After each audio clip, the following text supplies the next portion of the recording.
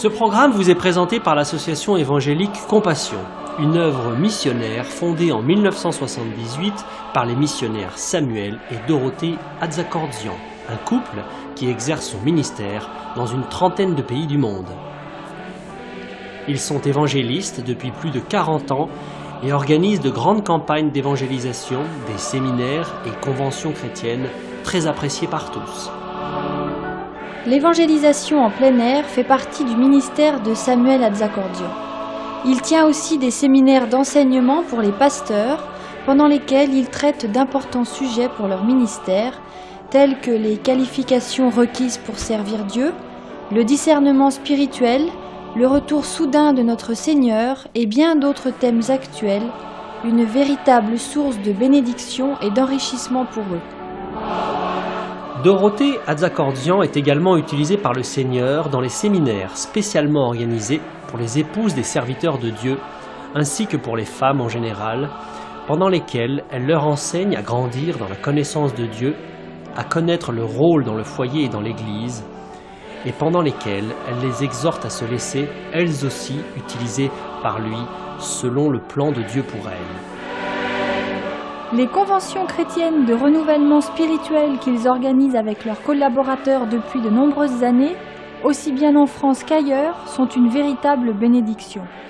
De nombreux assistants sont fortifiés dans leur foi et jouissent de la sainte présence de Dieu.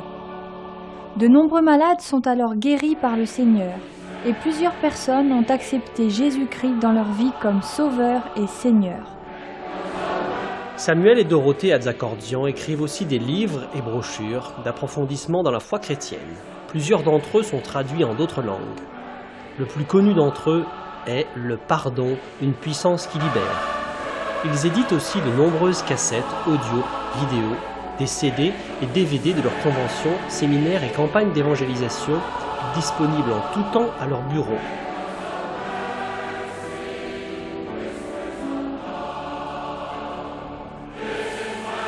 Leur site internet très intéressant vous permettra de mieux encore connaître leur ministère, de vous procurer régulièrement leurs messages d'édification, de lire de merveilleux témoignages d'intervention divine et aussi d'acheter en direct leurs nombreux articles. Si vous le souhaitez, une rubrique spéciale vous donne aussi la possibilité de devenir partenaire de l'œuvre Compassion, œuvre missionnaire internationale.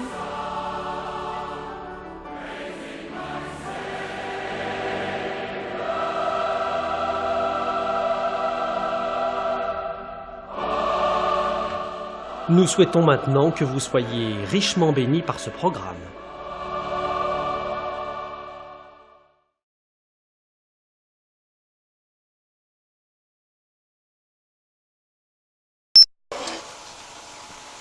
Merci pour ta présence. C'est elle qu'il nous faut, cette présence du Saint-Esprit qui glorifie Jésus, qui place Jésus au milieu de son peuple, sur le trône, pour l'adorer, lui seul. À nous la confusion de face, Seigneur, mais à toi seul le règne, la puissance et la gloire. Agneau de Dieu, nous célébrons ta victoire.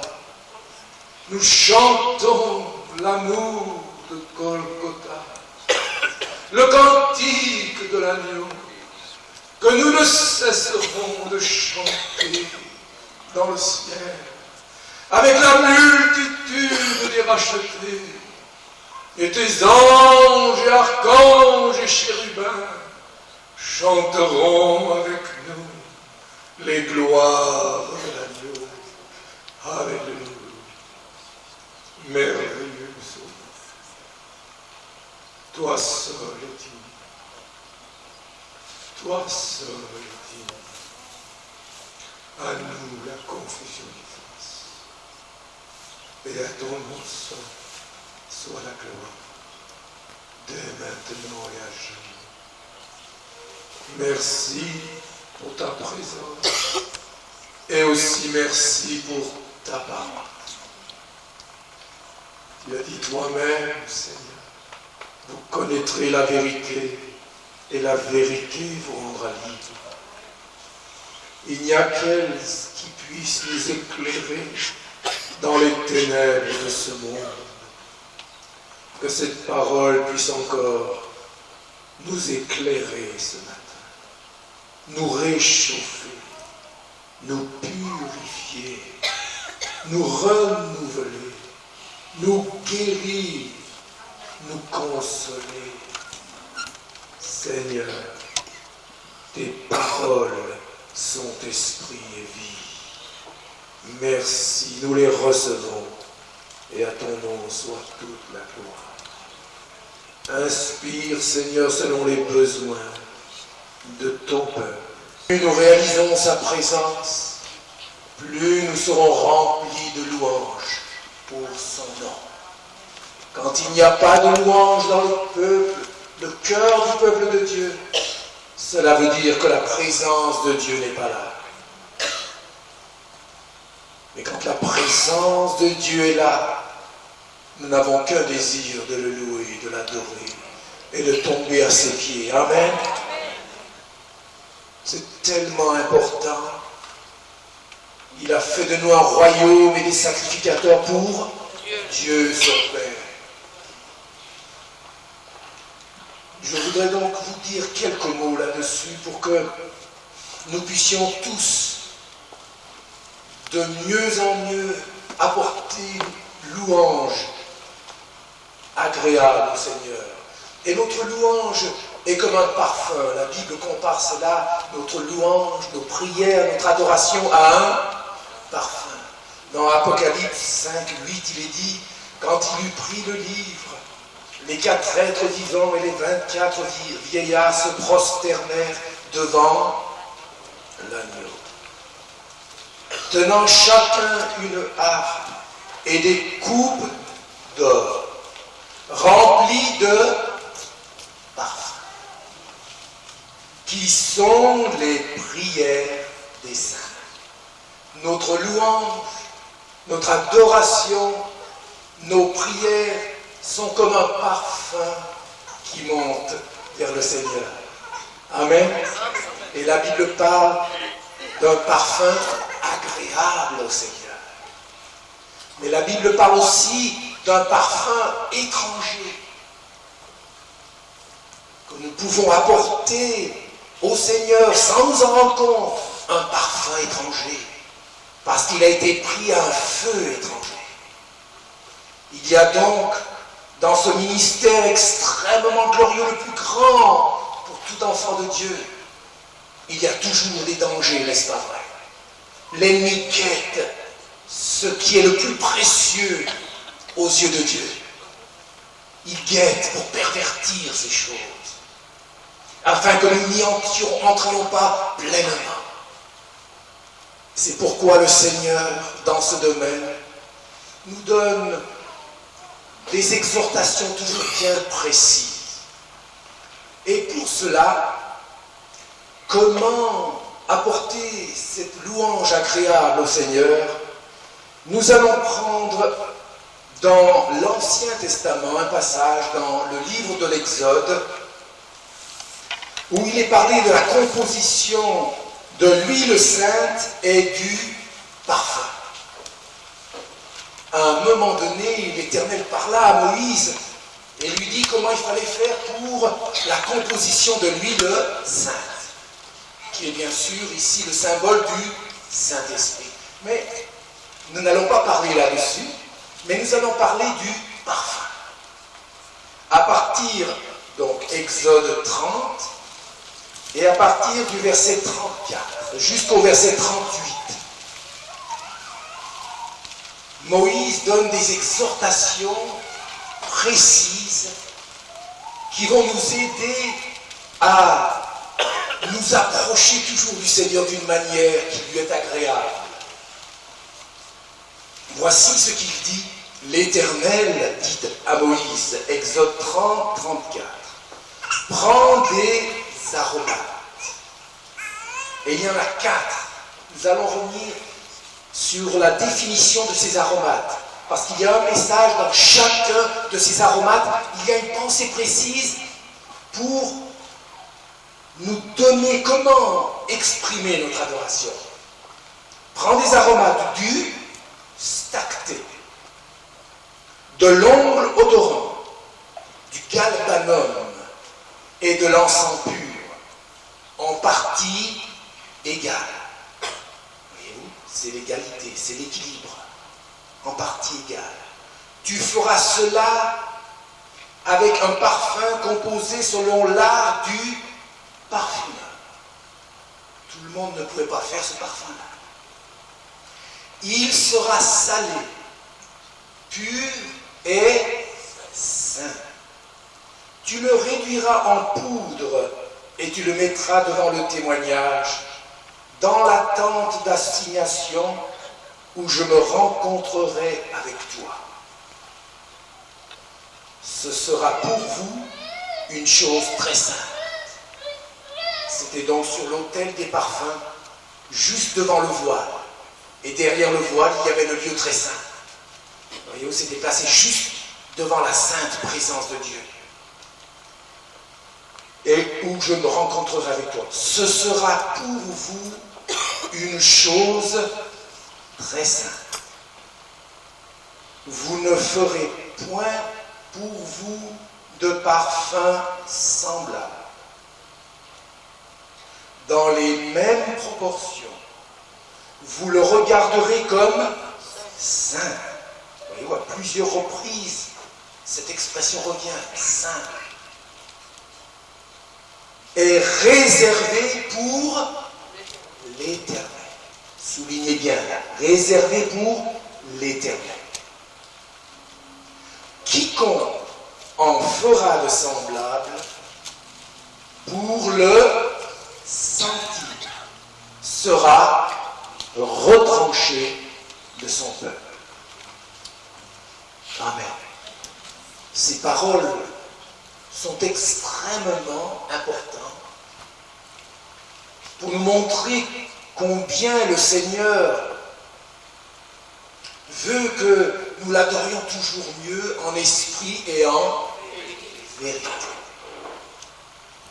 Et vous avez remarqué, il y a 4 aromates qui sont un peu les 4 ingrédients de l'adoration, de notre louange. 4 ingrédients. Mais avant ces 4 parfums, il y a, donc là c'est la composition du parfum, j'aimerais vous donner 4 préparations pour que ce parfum soit une bénédiction pour nous-mêmes et pour le Seigneur. Il y a une préparation. Il y a la composition du parfum, mais avant cela, il y a la préparation du parfum. Et vous l'avez remarqué, ces aromates étaient des aromates extrêmement précieux. C'était quelque chose de rare. Et ce n'était que l'art du parfumeur qui pouvait préparer ce parfum. Il y avait donc une préparation. Nous allons voir la composition tout à l'heure.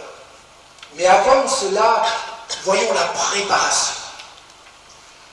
4 préparations avant les 4 parfums. La première préparation que l'Éternel voulait donner à son peuple, on l'a lu tout à l'heure, je vous ai dit, vous le regardez comme saint, est réservé pour l'Éternel. La première préparation pour que ce parfum puisse monter d'une manière agréable vers Dieu, nous devons réaliser que cette louange, que ce parfum est exclusivement pour le Seigneur. Il n'y a rien pour l'homme là-dedans. Mais il y a une tentation, vous avez remarqué, ce sera pour l'Éternel. Quiconque en fera de semblable pour le sentir sera retranché de son peuple. Ce parfum était tellement extraordinaire, d'une telle subtilité, d'une telle richesse, d'une telle odeur, que le peuple était tenté, à part les sacrificateurs qui devaient faire cela pour Dieu, d'essayer d'en fabriquer pour eux-mêmes. Et Dieu leur dit, ce parfum-là n'est pas pour vous. Ce parfum est pour Dieu. Donc la première préparation pour que notre louange soit agréable à Dieu, Seigneur, ma louange, mon adoration est pour toi seul.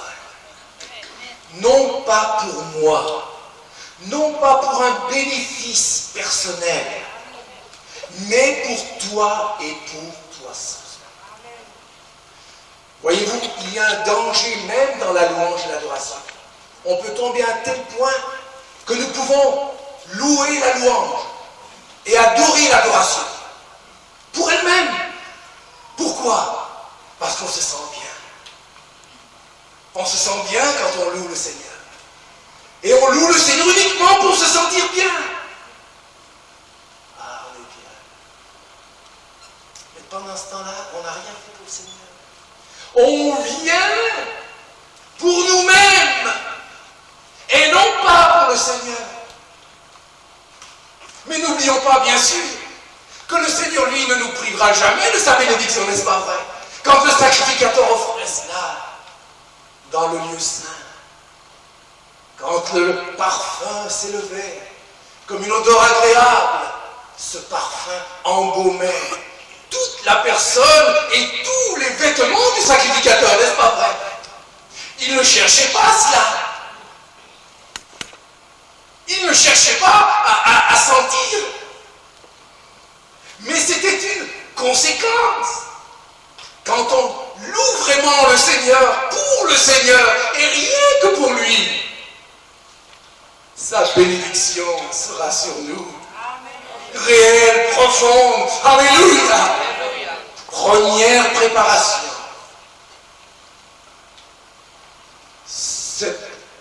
Ce parfum est pour l'Éternel exclusivement. Cela veut dire que je ne vais pas abuser de cela pour moi-même, mais je viens pour toi, Seigneur. Amen. Voilà comment nous devons faire monter notre louange. Non pas dire on va passer un bon moment ensemble. Alors là, tu te fabriques un parfum pour toi-même. Tu prends ce parfum, tu te le fabriques toi-même pour toi. Parce qu'il sent si bon. Ça sent si bon qu'on le veut pour nous-mêmes. Il y a un danger. C'est pourquoi notre adoration doit toujours être centrée sur le Seigneur. Parce que parfois nous pouvons louer le Seigneur et ne penser qu'à nous-mêmes. Parce que ça nous fait du bien. Il y en a un danger. On vient pour lui et pour lui seul. Amen. C'est la première préparation. Dans quel esprit as-tu loué? Était-ce uniquement pour lui? Exclusivement pour lui? Louer, adorer, ce n'est pas recevoir, c'est donner.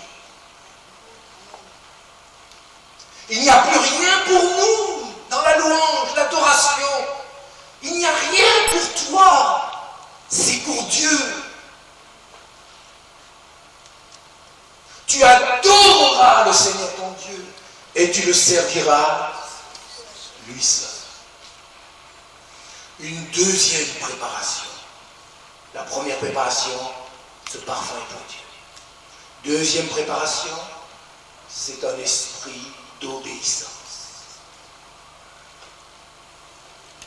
Moïse devait faire les choses comme Dieu lui avait dit. Et pour fabriquer, composer ces parfums, Il fallait faire exactement comme le Seigneur l'avait dit, n'est-ce pas vrai? En partie égale. J'ai lu dans certains commentaires bibliques, ces 4 parfums ensemble, ça donne quelque chose de merveilleux.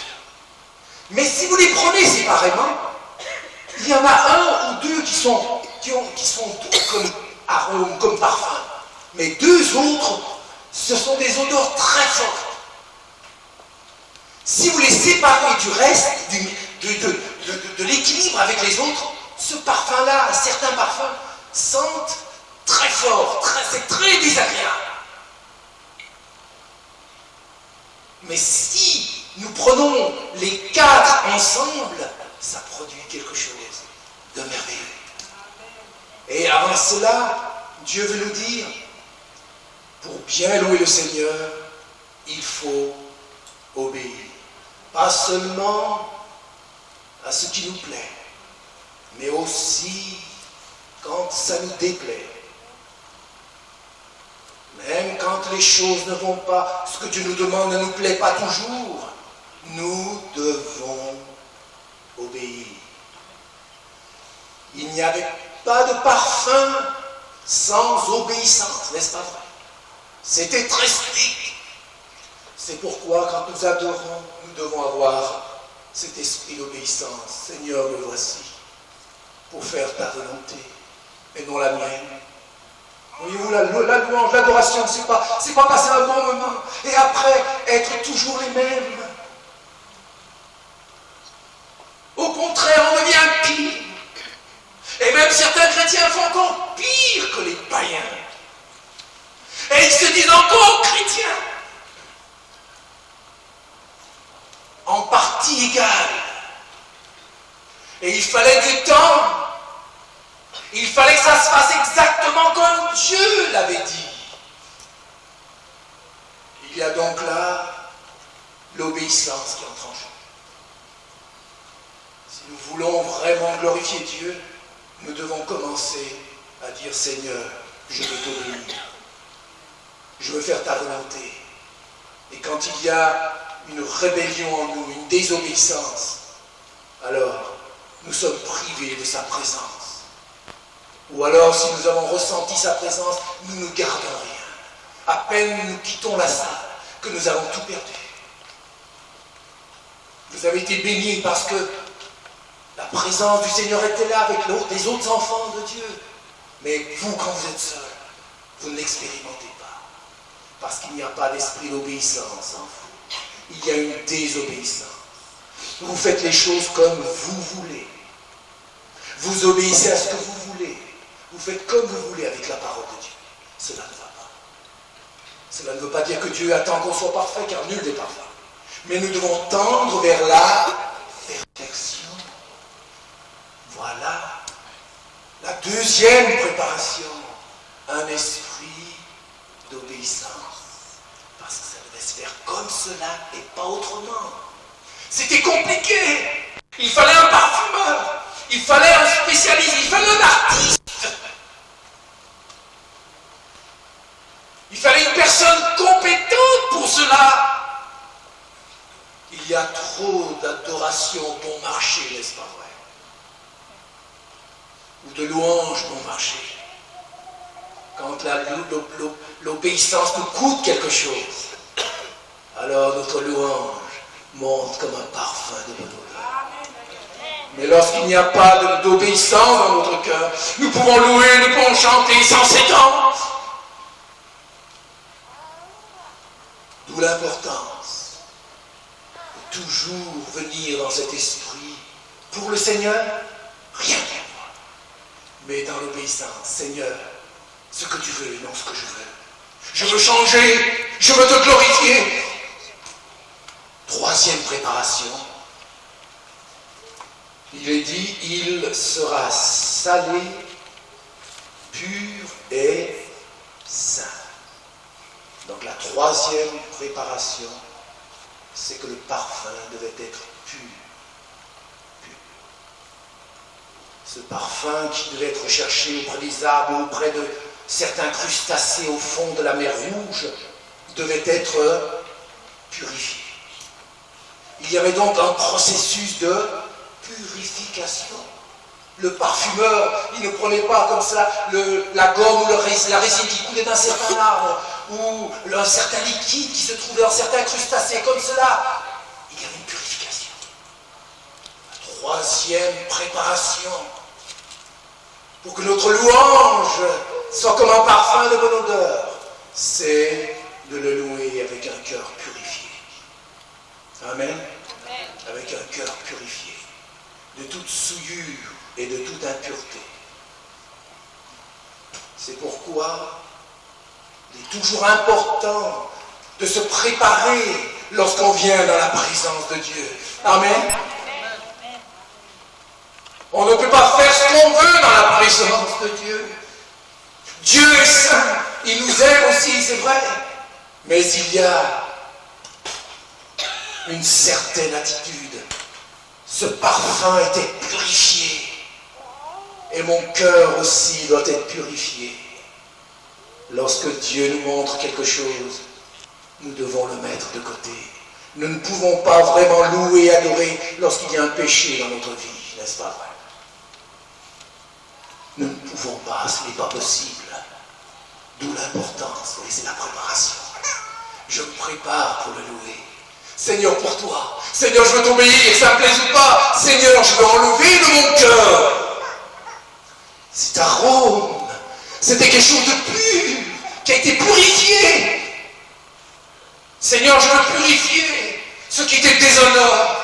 Tu m'as parlé tant de fois et je n'obéis pas. Seigneur, pardonne, purifie-moi. Le prophète Isaïe, dans la présence de Dieu, s'est écrié, malheur à moi, car je suis un homme dont les lèvres sont impures.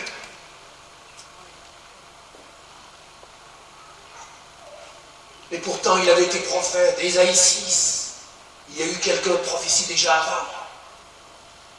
Il avait déjà prophétisé. Mais il fallait encore que ses lèvres soient purifiées. Ce n'est pas parce que Dieu nous utilise, vous a utilisé, qu'il n'y a plus rien à changer, qu'il n'y a plus rien à purifier. Il y a encore beaucoup de choses à façonner en moi, en chacun d'entre nous. Il n'y ait jamais cette arrogance qui fait croire qu'on a tout et on sait tout.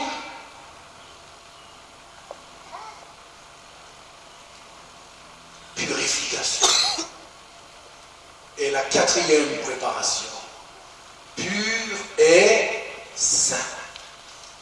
Et le mot saint ici veut dire, bien sûr, mis de côté pour le Seigneur, mais consacré à Dieu.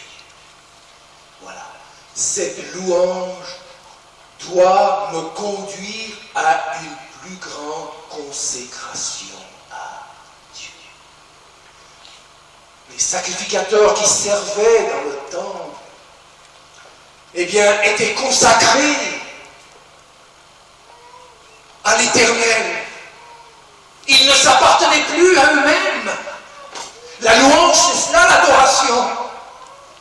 Quand elle est vraie, quand elle est au fond du fond du cœur, alors qu'est-ce qui se passe? Après chaque moment dans sa présence, quand nous avons fait monter le parfum de bonne odeur, nous ne pouvons que dire, me voici, Seigneur, je suis à toi. Que ta volonté soit faite, comme le sacrificateur devait dire constamment, il était là pour faire la volonté de Dieu, non pas la sienne. On est loin du bon moment que nous passons ensemble. Ça doit finir par la consécration de nos vies. Amen. Amen. Voilà notre préparation. Dans sa présence, on n'a qu'une envie, de tout lui donner et de ne rien garder pour nous. Amen. Amen. Alléluia. Ça, c'est la préparation. Voyons maintenant brièvement les 4 aromates, la composition de ce parfum. Alors bien sûr, quand on lit comme cela, on ne sait pas très bien ce que ça veut dire, n'est-ce pas? Il faut un peu lire certains commentaires qui nous poussent un peu loin pour voir un peu d'où venait cette gomme de stacté, de l'ongle odorant et tout ça. Voyons la première composition.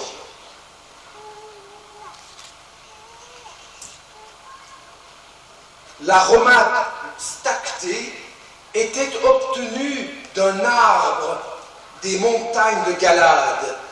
Il s'écoulait librement, sans entaille. Donc c'était une gomme qui s'écoulait d'un arbre, mais qui coulait librement, sans entaille. Alors là, il y a une leçon pour nous. Comment louer le Seigneur? Parce que ça coule librement. C'est une louange qui s'exprime dans un amour totalement désintéressé pour le Seigneur. Amen.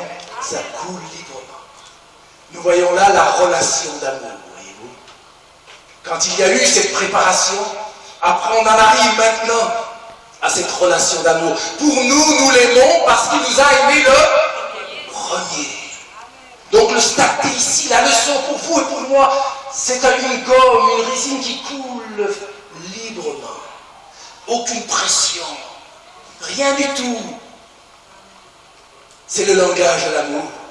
C'est l'amour que l'on exprime au Seigneur, librement. Il n'y a plus de contraintes. Ah, il faut que je loue. Ah, ceci et cela. Et voyez-vous, la contrainte, les habitudes, les traditions.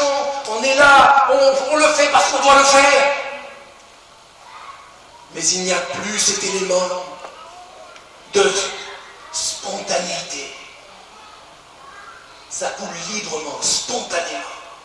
Et ça, c'est la relation d'amour que la louange et l'adoration doivent représenter. Ce que j'ai contre toi, c'est que tu as abandonné ou perdu. On peut traduire perdu ton premier amour. C'est-à-dire qu'à un moment donné, ils l'ont perdu quelque part. Ils savent où ils l'ont perdu. Et c'est comme si Dieu disait, là où tu l'as perdu, retourne là-bas. Tu l'as perdu là, à tel moment. Eh bien, va le chercher de nouveau. Là où tu l'as perdu. Voyez-vous, la louange et l'adoration et cette relation d'amour que nous avons avec le Seigneur. Quand on aime, ça coule tout seul, n'est-ce pas vrai? Quand deux personnes, deux jeunes fiancés s'aiment, vous ne pouvez pas les arrêter de parler. Ça coule, ça coule, ça coule. Ah ouais, ça, vous ne pouvez pas les arrêter, ça coule. C'est l'amour, c'est le débordement de l'amour. Amen. Ça coule, ça coule. Après ça s'arrête un peu, mais au début, ça coule, ça coule. C'est l'amour, c'est le débordement, oui. C'est là la leçon. Il n'y a aucune pression. C'est un amour débordant. Voilà la vraie louange et adoration. C'est un amour débordant pour le Seigneur. Et c'est ce que le Seigneur attend de nous. Amen. Non pas continuellement essayer de... Alors, on loue, allez, ouvre la bouche, allez. On doit nous presser toujours. On est. Non. Et tout ce que nous faisons par contrainte, par habitude, par tradition, et qui ne provient pas de ce débordement d'amour pour le Seigneur, ça n'a aucune valeur devant Dieu. C'est comme un feu, un parfum étranger, stacté, une résine qui coule librement, sans incision. Cette relation d'amour, ces paroles qui s'expriment librement. Oh Seigneur, je t'aime parce que tu m'as aimé le premier. Il y a ce dialogue, il y a la croix là bien sûr, il y a la souffrance de Jésus. Il est bon de nous rappeler tout cela. Si nous l'aimons, c'est parce qu'il nous a aimés le premier, qu'il a donné sa vie pour nous. Et en retour, comment ne pas l'aimer? Comment ne pas nous donner à lui?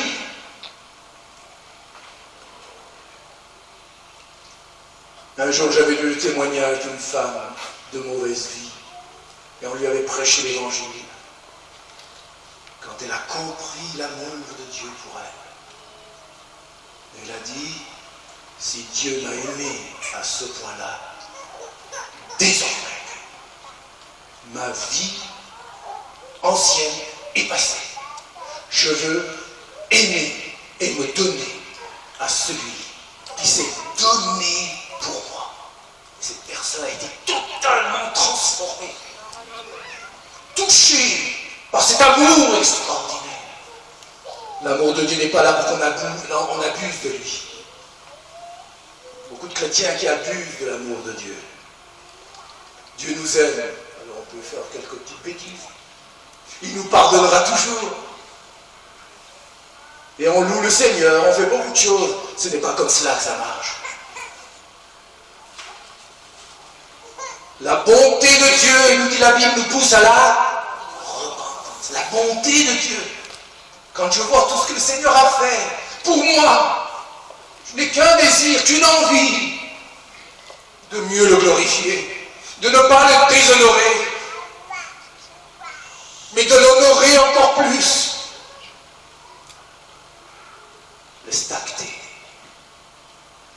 ça coule librement pour une relation d'amour. Ça, c'est la première composition de notre louange et de notre adoration. Voyons maintenant la deuxième aromate. Après le stacté, qu'est-ce que vous avez? De l'ongle odorant. L'ongle odorant était fourni par un crabe ou certains crustacés qui vivaient dans les profondeurs de la mer Rouge. Et là, la leçon est celle-ci. La véritable louange doit jaillir des profondeurs de notre cœur. Cet ongle odorant provenait de ce crabe, des crustacés au fond de la mer Rouge. Il fallait les chercher au fond. Et Dieu veut que notre louange vienne du fond de notre cœur. Jésus lui-même a dit, ce peuple m'honore. Et vous savez, dans le texte grec, le verbe honorer, c'est adorer. Ce peuple m'adore du bout des lèvres, mais son cœur est éloigné de moi. Voyez-vous comment on peut apporter un parfum étranger jusque dans la présence même de Dieu? Les lèvres adorent, mais le cœur n'y est pas. Alors il faut un peu de l'ongle odorant. Il manque de l'ongle odorant. Des profondeurs de la mer Rouge. Des profondeurs de notre cœur. Cette louange doit monter avec sincérité. Tu aimeras le Seigneur de tout ton cœur, de toute ton âme, de toute ta force et de toute ta pensée. Regardez-moi ça. C'est tout le cœur, tout l'être. Voilà la vraie louange. La vraie adoration qui monte comme un parfum. C'est la totalité du fond de notre être. Ce n'est pas celui qui chante le mieux. Vous savez, on peut chanter faux, mais si nous chantons de tout notre cœur, il entend juste. On peut chanter faux, mais si on chante du fond de notre cœur, il entend juste. Parce qu'il y en a qui chantent juste, mais qui ne chantent pas de tout leur cœur, du fond de leur cœur. Et ça sonne très faux là-haut. On est bien impressionné souvent par les gens qui chantent bien. Mais ça, c'est bien de bien chanter. Le mal n'est pas là, bien sûr.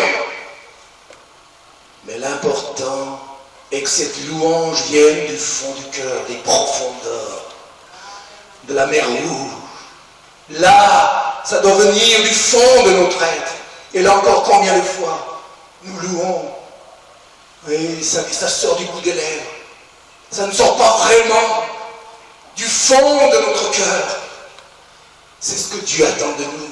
Voilà une louange qui est comme un parfum agréable lorsqu'elle sort du plus profond de notre cœur. Alléluia. Cette sincérité profonde, c'est pas la perfection, mais la sincérité de fonde notre être. Alléluia. C'est cela que Dieu regarde. Non pas cette apparence, mais à ce que les hommes ne voient pas, Dieu le voit. Un troisième point, l'aromate, maintenant nous arrivons au galbanum, était fourni par un arbuste froissé qui laissait écouler un liquide fluide. Alors cette fois c'était un arbuste qui était froissé et brisé et qui laissait écouler un liquide. Alors ici la leçon est quoi? La troisième composition de notre louange, la véritable louange, doit jaillir d'un cœur contrit, brisé et humilié. Amen. Voilà. Froissé, brisé l'arbre. Si nous voulons vraiment adorer le Seigneur, il faut qu'il y ait ce brisement dans notre vie. On n'est pas là pour nous glorifier nous-mêmes. On est là pour glorifier le Seigneur. On n'est pas là pour nous chanter nous-mêmes. On n'est pas là pour nous montrer nous-mêmes, n'est-ce pas vrai? On n'est pas là pour montrer aux autres combien nous sommes talentueux, combien nous savons bien chanter, combien nous savons bien faire les choses. On n'est pas là pour ça.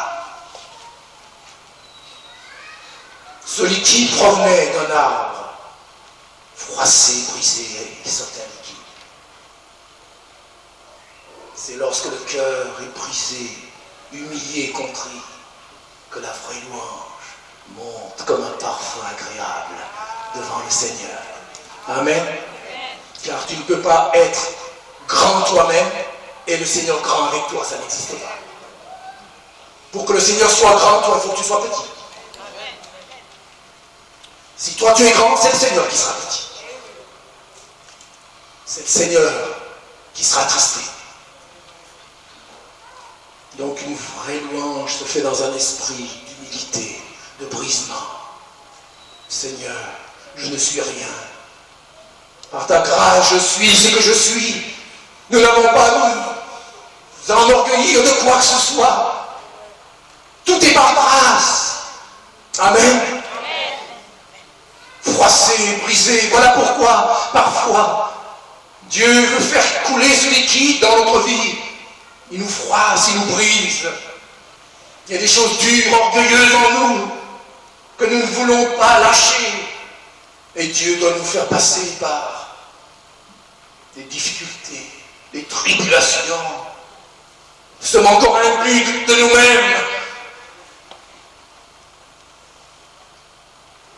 Jésus lui-même a dit, celui qui s'élève sera abaissé, mais celui qui s'abaisse sera élevé. Voilà la troisième composition de ce parfum. Un esprit brisé et humilié qui sait donner la gloire à Dieu. Alléluia.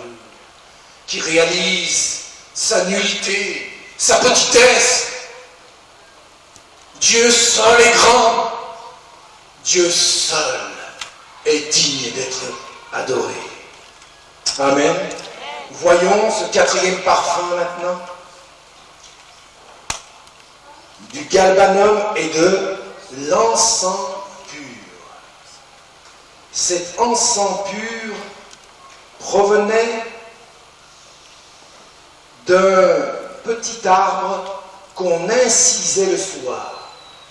Cette incision laissait suinter toute la nuit de l'encens, une certaine gomme. Et cette fois, cet encens provenait d'un arbre qu'on incisait le soir. Et le lendemain, la gomme avait coulé. C'était quelque chose qui sentait très bon, l'encens. Mais là, il y a une incision. Il y a une incision. Là, la louange devient un sacrifice. Là, lorsque nous voulons vraiment adorer le Seigneur, nous ne devons pas nous écouter. Si nous avons mis notre vie en règle avec le Seigneur, nous devons dire, Seigneur, je n'ai pas envie de te louer. Je n'ai pas envie, les circonstances sont trop difficiles dans ma vie. Je n'ai pas envie de le faire. C'est bien, on a bien loué, mais moi, je n'avais pas le cœur à louer. Alors tu as besoin d'encens pur dans ta louange. Dieu veut que tu apprennes à le louer et l'adorer comme un sacrifice. Offrons par nos lèvres un sacrifice de louange, le fruit de nos lèvres qui confesse, qui honore Dieu. Un sacrifice, ça nous coûte, il y a une incision. Ça nous coûte quelque chose, mais c'est ce qui nous coûte quelque chose qui a de la valeur aux yeux de Dieu. Ainsi, tu dois mettre de l'encens dans ta louange. Tu n'as pas envie. Mais si on s'écoutait, mes amis, qui est-ce qui aura envie de le faire? Si on s'écoutait, on ne ferait jamais rien, n'est-ce pas vrai? Il y a tellement de choses qui nous empêchent de faire ce que Dieu nous demande. Si on s'écoutait, on ne ferait jamais rien. Il y a un élément de sacrifice. Nous devons dire, je viens dans la maison de Dieu pour louer mon Sauveur. Que j'en ai envie ou pas, j'ouvrirai ma bouche et je glorifierai mon Sauveur. Bien sûr, s'il y a quelque chose dans ton cœur qui n'est pas en ordre, alors tu dois te préparer, comme on l'a vu. Tu dois le faire. Mais lorsque tu as fait tout cela, tu dois encore faire ce pas-là. Et ne pas rester triste dans ton coin. Moi, je ne sais pas chanter. Je n'ai pas envie. Ça va très mal à la maison. Mes amis, c'est là que tu dois mettre de l'encens dans ta louange. Que ça te plaise ou pas, que tu en aies envie ou pas, que les circonstances soient favorables ou pas, Seigneur, j'ouvrirai ma bouche pour te louer. Alléluia. Je louerai ton nom en tout temps et en toutes circonstances. Alléluia. C'est là que notre louange est vraiment agréable à Dieu. Parce que c'est là que nous exprimons notre foi, notre confiance dans le Seigneur. C'est à ce moment-là. Sinon, c'est l'incrédulité, c'est le doute. C'est comme si on disait au Seigneur, Seigneur, oui, tu prends bien soin de moi, mais actuellement, tu m'as un peu oublié. Tu as perdu mon adresse, Seigneur. Qu'est-ce que tu fais? Où es-tu, Seigneur? Tu m'as abandonné? Non, c'est nous qui l'abandonnons, mais lui jamais. Ne l'oubliez pas. Nous l'abandonnons, mais lui ne nous abandonne jamais. Mettons un peu de l'encens, c'est important. Lorsque le peuple de Dieu est là pour louer, participe. Beaucoup de chrétiens n'ont pas encore compris ça. C'est pourquoi dans certaines églises, il y a une lourdeur qui est là. Et c'est toujours les mêmes qui louent. Avez-vous remarqué? Certaines églises, c'est toujours les mêmes chrétiens qui louent. Et la grande majorité là, pourquoi tu nous l'amènes? Mais vous ne savez pas, il y a ça, il y a ça, il y a ça, il y a ça, on s'en sort plus. Il n'y a pas d'encens. Il n'y a pas d'encens. Il faut inciser le soir. C'est la solitude, c'est la souffrance. Il y a tout cela. Et si nous apprenons à le louer dans la solitude, la souffrance, l'incompréhension, les tribulations, et que notre chant s'élève, alors ce sera un chant qui glorifiera le Seigneur et qui sera comme un parfum de bonne odeur. Amen. Alléluia. J'avais lu l'histoire de cette dame. C'était une maman qui avait une belle voix, qui chantait bien, mais elle a passé par beaucoup de souffrances à cause de ses enfants, de la famille. Et quand, après toutes ces souffrances, on l'a fait chanter dans l'église, tout le monde a remarqué qu'il y avait quelque chose de plus dans sa voix. Une douceur dans sa voix. Quelque chose qui avait complètement changé en elle. Il y avait eu cette incision. Il y avait eu cette purification intérieure. Quelque chose avait été brisé en elle. Et sa louange était encore beaucoup plus belle qu'avant. Avant, pourtant, elle chantait bien. Mais maintenant, elle chante encore mieux. Encore mieux. Il y a quelque chose de beau, de pur, de doux. Quelque chose a changé. Voilà pourquoi Dieu insiste parfois. Non pas pour nous faire du mal, mais pour que l'encens coule et que notre louange soit comme un parfum de bonne odeur. Que l'on murmure s'en aille, mais que ce parfum monte dans la détresse, la tribulation. Je te louerai, Seigneur, en tout temps. Je chanterai ton amour, ta fidélité d'âge en âge. Voilà une louange qui plaît à Dieu et qui monte comme un parfum de bonne odeur. Ce sont des coupes d'or remplies du parfum des prières des saints. Leurs prières sont comme un parfum qui monte vers le ciel. Il y a la préparation du parfum et il y a la composition du parfum. Puissions-nous mettre en pratique sa parole et apporter à notre Dieu cette louange et cette adoration qui montera comme un parfum agréable.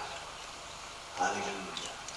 Et lorsque ce parfum monte, nous en serons toujours les bénéficiaires, n'est-ce pas vrai? Parce que le parfum monte. On est nous-mêmes environnés de ce parfum. De ce parfum. Nous-mêmes, nous sommes bénéficiaires de tout cela. Alléluia.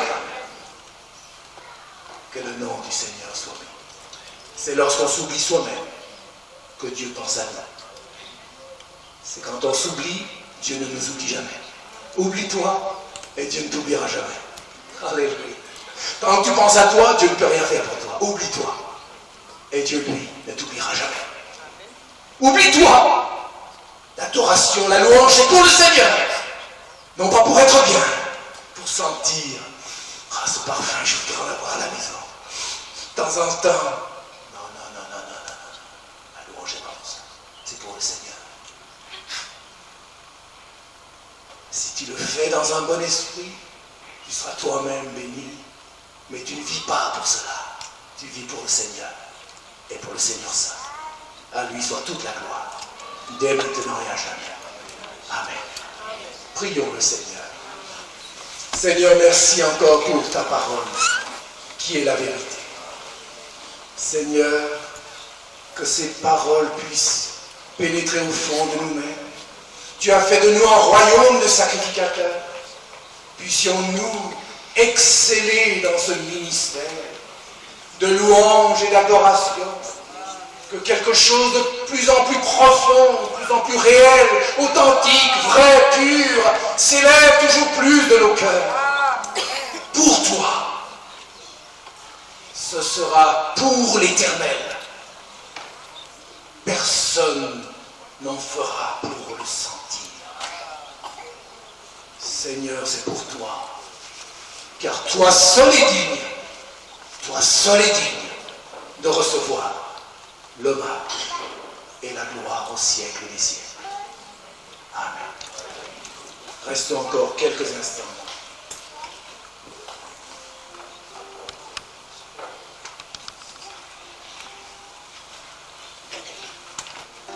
Et le Seigneur veut encore adresser maintenant une parole prophétique pour nous, le peuple de Dieu tout entier ici présent, qui vient confirmer ce qui a été dit, certains points de ce qui a été dit. Ça m'a été donné avant. Donc cela vient confirmer ce qui a été dit. L'importance, peuple de Dieu, de te sanctifier, de te purifier. Parce que le Seigneur est un Dieu de lumière. Peuple de Dieu, je vous ai appelé à être des enfants de lumière.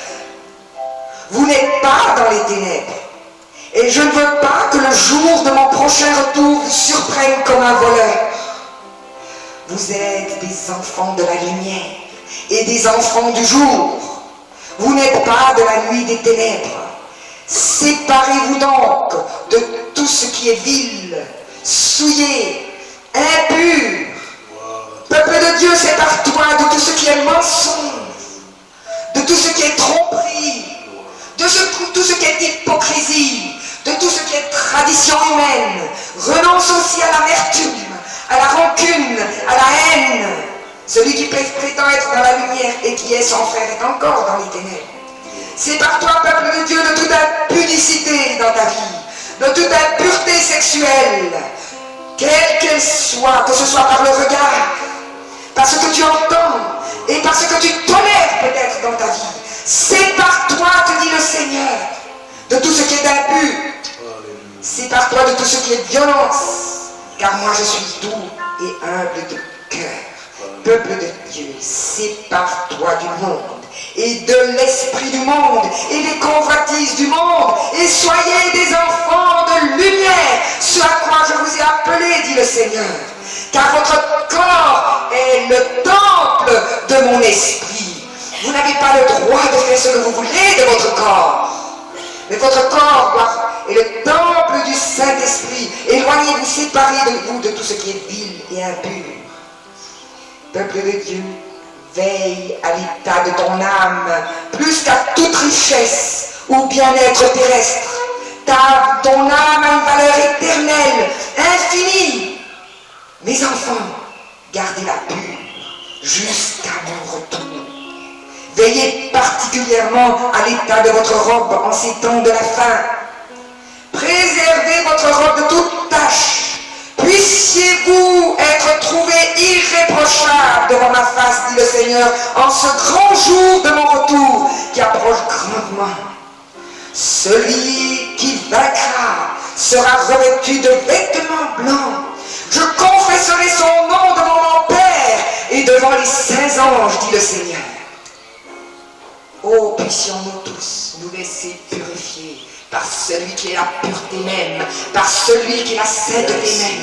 Levons-nous dans la présence du Seigneur, du Dieu vivant, car nous avons besoin d'un attouchement du Seigneur et nous avons besoin de venir à lui tel que nous sommes, afin qu'il puisse nous purifier par son sang précieux qui a été versé dans ta présence, ô Dieu vivant. Laissons-nous purifier par le Seigneur. Confessons-lui toutes nos impuretés, tous nos manquements, toutes nos faiblesses, tout ce qui a peut-être souillé, soit notre organisme, soit les pensées, soit notre esprit. Merci, Seigneur. Parce que nous vivons dans un monde souillé. Merci. Comme le prophète Isaïe a dit, Seigneur, purifie mes lèvres, purifie mes yeux, purifie mes oreilles, purifie mon corps, purifie mes mains. Seigneur, je ne veux pas aller n'importe où, Seigneur. Bientôt, j'aurai à me présenter devant ta face. Bientôt, j'aurai des comptes à rendre. Seigneur, nous t'adorons, Seigneur, c'est vrai. Et nous voulons